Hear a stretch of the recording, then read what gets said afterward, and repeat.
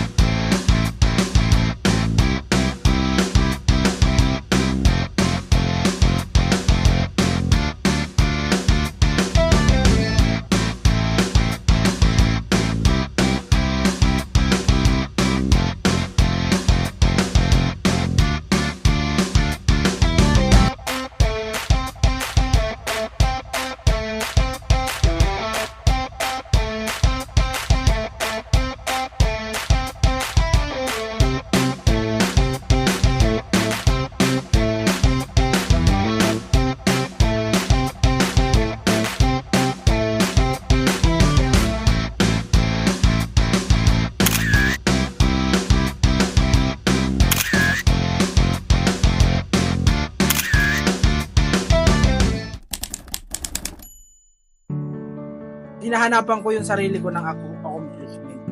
Parang 10 years na yata nung simula bago mag-pandemic, diba, nung mga active pa tayo. Halos ano lang tayo. Pero ngayon, syempre, kumbaga, nakikita ko sa sarili ko na ako yung pinaka nakapag-iwan. Dumating pa nga sa point na dati nung nasa Quezon City ako, nananalaman ako. Sabi ko, parang nakikita ko rin ako sa Lord. Sabi ko, Lord, kung tapos na yung ko, pwede mo na siguro ako pauwiin dyan. Sa pag-aaral, hindi rin ako pinagpala. Hindi rin ako nakapagtapos. Pagtatrabaho yun, paiba-iba, kumbaga hindi ko nagiging parang sabi, kung wala nang kung tapos na yung kung tapos na yung mission ko, pwede na siguro akong magpahinga. Hindi ko siya maipagtanggol kasi baka ibatuhin niya ako na huwag ka na magsalita, palamunin ka lang naman, parang gano'n. Gusto kong bawian ng buhay mismo doon sa pinagtatrabahuan ko. Ganun yung depression na naranasan ko that time.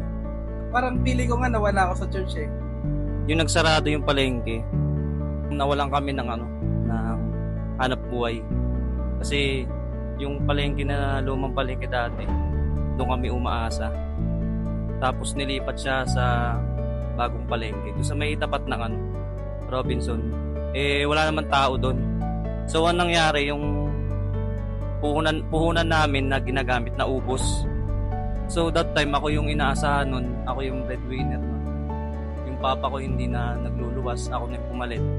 So anong nangyari, gabi-gabi ako lumuluwas ng problemado kasi hindi ko alam kung paano ko ipapaubos yung yung paninda namin na isda. So anong nangyari, pagka tinutumal doon, matumal talaga doon, walang bumibili kasi kahit yung pwesto mo, kahit nandun sa may kanto, kasi bago pa lang, tapos malayo sa bayan, walang bumibili talaga. Kaya nangyayari, dinadala namin dun sa may lumang palengke sa tapat nun. Doon namin tinatakbo yung mga paninda namin.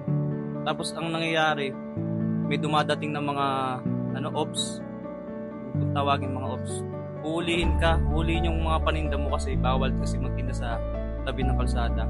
Ganun ang sitwasyon namin that time. Kaya yung mga pinagdadaanan namin noon, parang ang hirap ng sitwasyon na ganun yung araw-araw mong ginagawa. Pag feeling mo sunod-sunod yung mga battle or challenges, matuwa ka. Kasi tandaan mo, ang magaling na sundalo, sila yung unang laging sinasabak sa gera. Kasi sila yung magaling eh. Kaya matuwa ka kung ikaw yung laging parang feeling mo sunod-sunod yung problema. Kasi ibig sabihin, you're a good soldier of God.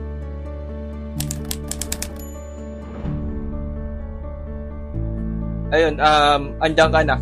So, kailangan mong mas magpakalalim pa sa paglilingkod sa Panginoon.